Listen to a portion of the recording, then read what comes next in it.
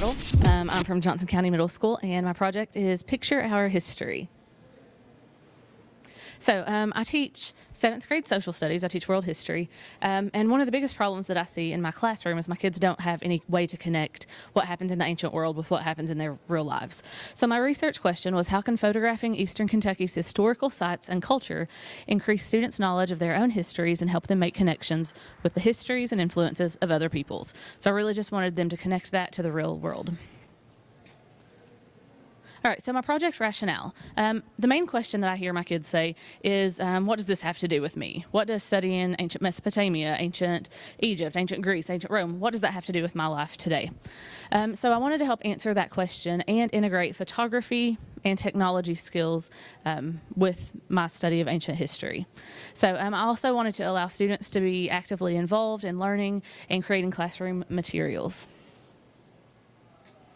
So I found some research about this. The majority of the research, like on the next 2 slides, it'll be from elementary science classrooms. And I saw that lots of other classes were using photography, especially in science. They could go out, they could photograph the natural world, they could talk about the different things that they saw. But I also wanted to see how I could apply that for social studies. And so I found this research from Tim Fawns at the University of Edinburgh. And he says that new technologies open up opportunities for effortful, creative acts that involve sustained attention to the content and meaning of information. And then I've got a couple more quotes up there. You guys can read those at your will. I won't read to you. But overall, the research just says that whenever you get kids taking photographs, when you have them actively involved in seeing what's around them, it pulls them in. When they're in charge of creating that content, of finding those things for themselves, then they can really place themselves into what they're learning. And so that's what I was aiming to do with this.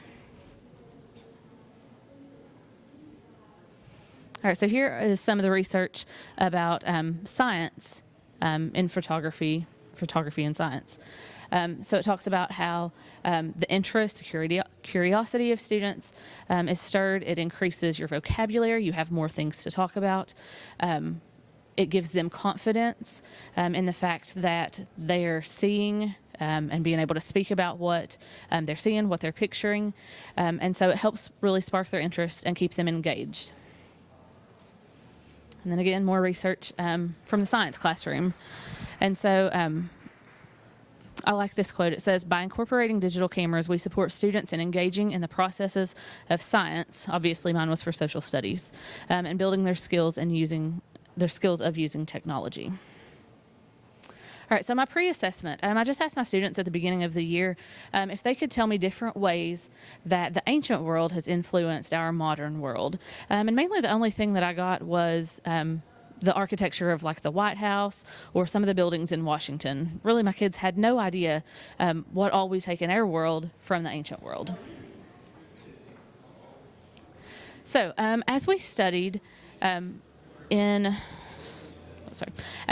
my class, we discussed different civilizations throughout the ancient world. So as we talked about these, we talked about technologies that the ancient world brought to us. And we talked about how technology is not always, digital technology like we have today. Technology, the definition, is just any invention that makes daily life easier.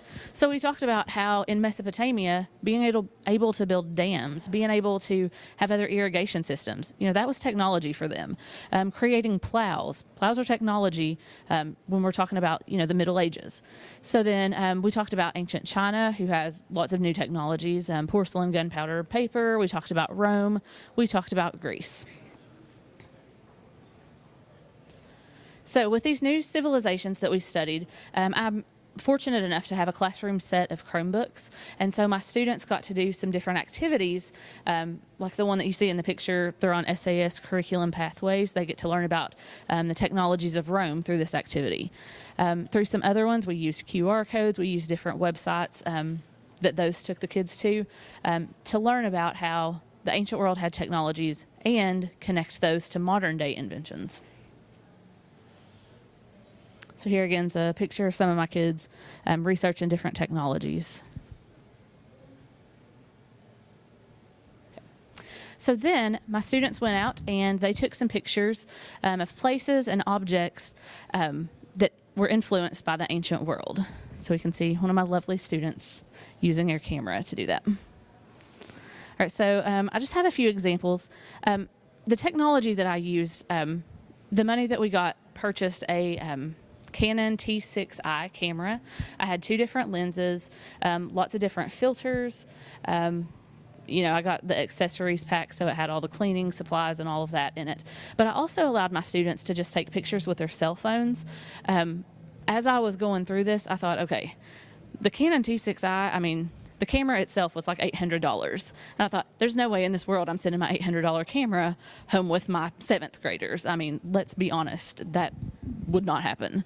So I told them just to snap some pictures with their cell phones. And I told them they could use any type of editing software they wanted to, any apps to edit. And so they went with that. So we've got things like extra virgin olive oil. We talked about how in Greece and in Rome, with the Mediterranean climate, they learned how to harvest olive oil, and that was really good for their trade. They traded with countries, with other civilizations that didn't have olive oil, and that was a really big, it was a big deal in the ancient world. And we also have one of our churches that's in Paintsville, and so I had somebody take the picture of this and talk about the architecture that we got. The influences mostly started during the Middle Ages, and so they talked about how we got that, even in Paintsville, from the ancient world. I have a picture of a gutter, and my student explained this as, he said, in the ancient world, the Romans learned how to control water. They had aqueducts.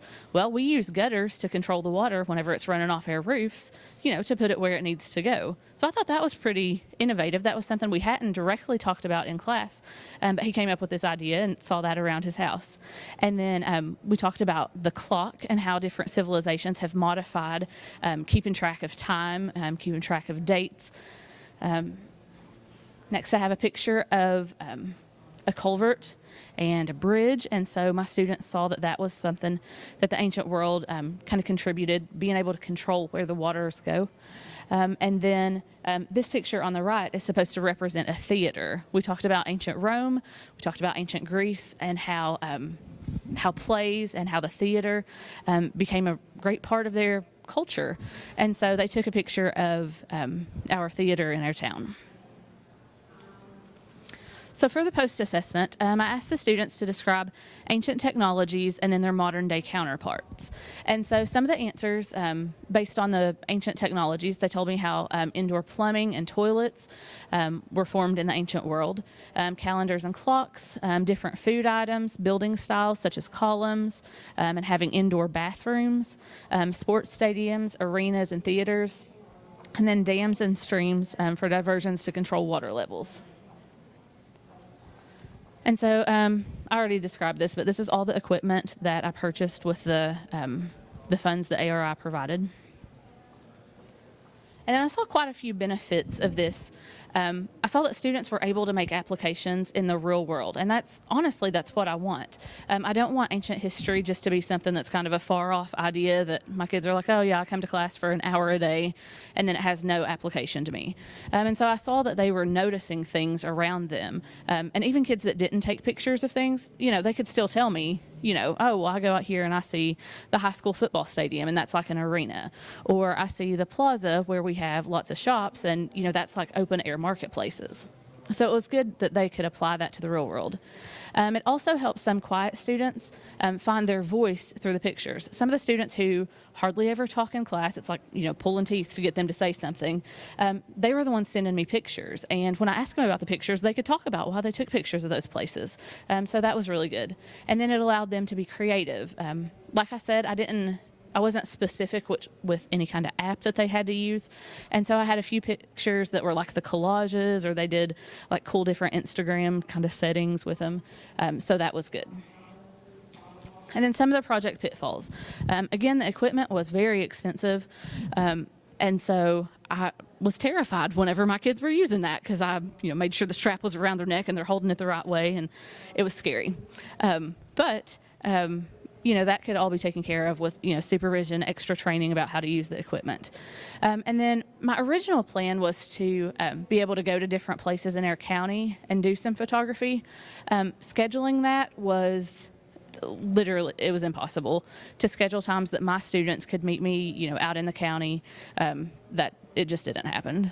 So, and then some of the pitfalls, some students could use their cell phones for pictures and editing, but some of our students don't have cell phones, or if they have cell phones, they're not smartphones that they can do a lot of that stuff. So they had a hard time with that. All right, so here's my bibliography of where I found my information. Any questions? Okay, great.